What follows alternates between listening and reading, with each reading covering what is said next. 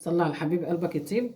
بناتي واخواتي داخل مصر وخارج مصر، يا رب تكونوا بخير ان شاء الله. بالصلاه على حضره النبي كده. عندنا كبد وقوانص، هنعمل صينيه كبد وقوانص تحفه بالبصل وبالفلفل، هتبقى جميله. ماشي.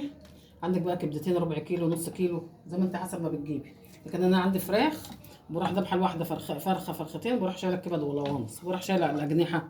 عملت معاكم معاكم صينيه الاجنحه برضو قبل كده. دي بقى النهارده صينيه كبد وقوانص تحفه. شوفوا مغسوله ازاي، قشطه، شايفه فله. شايفه الكبد برضو. نحط هنا هحط معلقه حته زبده، واحط حبه زيت عشان طبعا الزبده ما تتحرقش. نحط حته سمنه كمان، يبقى اعملي الميكس الجميل ده.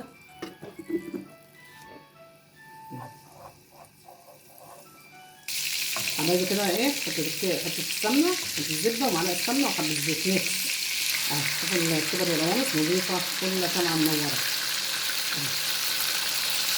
غسلها بالليمون والدقيق، حط عليها خل عشان الخل بيثبت ريحه الزفاره. تاخد بس تشويحه كده، ماشي، عشان هي لوحديها غير غير القوانص. ده هي تشويحه عشان هي ما تاخدش سوا زي القوانص. وبعد كده اطول القوانص، وبعد كده نعمل ميكس بقى بين الكبده وبين القوانص. حبايبي كده تبدا الشواحه تفضل تستوي. هطلعها واروح حاطه مكانها القوانص. حبايبي اللي طلعت الكبده حط مكانها القوانص. مغسوله زي الفل. بس دلوقتي بقى البوتاجاز عشان ما تكركشيش تتلسع. دي بقى بتاخد سوا عن الكبده، يعني الكبده يعتبر استوت كده، بس نحور دي بقى كده لما تتحمر برضو، ونحط عليها بصل ونحط عليها فلفل كده زي العسل ان شاء الله. تحفه. جربيها كده بالطريقه دي، مش هتسليها خالص الكبد والقوانص، حتى لو عندك حد ما بياكلهاش هيحبها. يلا حبايبي، هذا لغايه اذا اتحمرت خالص. ماشي. حط بقى البصل.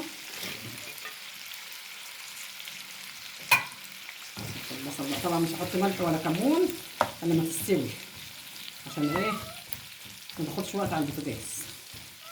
طبعا كبده يعني كمون، حبه رشه فلفل كده. ماشي.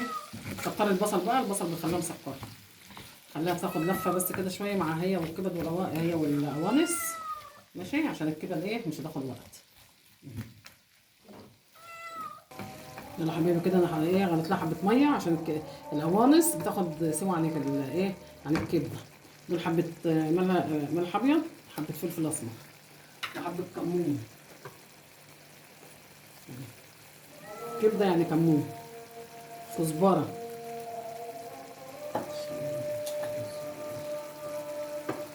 عامله كبده، حبه كمون، حبه كزبره.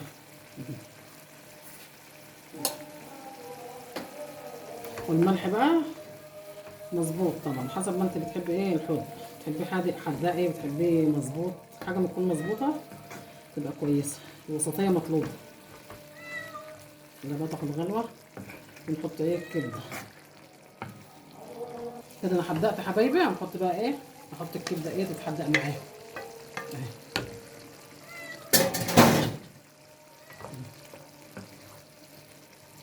كده. لسه هي منظرها جميله، تجربي بس الطريقه اللي ام بصل دي كده، ما تحطيش عليها طماطم. القوطه بتخلي الكبده زفره، فالبصل كده جميل. جربي بالطريقه دي كده تحفه. لو عيل عندك ما بيحبهاش او راجل البيت ما بيحبهاش هيحبها.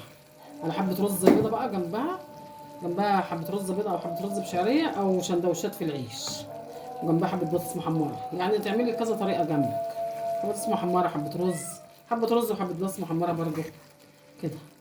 اهي خليها تاخد غلوه بقى. احط لها حبه فلفل، يبقى المنظر الجمالي تحفه تحفه تحفه. اهو حبه فلفل الوان، انا ما عنديش اخضر، كنت عايزه احط اخضر بس ما لقيتش اخضر، انا عندي اخضر وخلص. منظر تحفه حبايبي. انا حطيت كده وخلاص اهي استوت اهي. ماشي اهو. تعملي بقى سندوتشات للعيال، تعملي لك وانت قاعده تحفه تحفه. جربي الطريقه دي بس، منظر جميل. وادي الايه، وادي دول حبه زيتون على فلفل على ليمون. ماشي. تعملي بقى سندوتش كده اهو. شوفي تحفه. حط بقى عليه قرن فلفل كده اهو. يا سلام. الله، مفيش زيه اهو. بص الحلاوه والجمال. حبايب قلبي اللي وصل معايا لحد هنا، عايزه لايك وشير واشتراك في اليوتيوب. حبايب قلبي القناه مش هتكبر الا بيكم. ربنا يخليكم ليا نعمه في حياتي حبايبي. واشوفكم في فيديو جديد بامر الله. والسلام عليكم ورحمه الله وبركاته.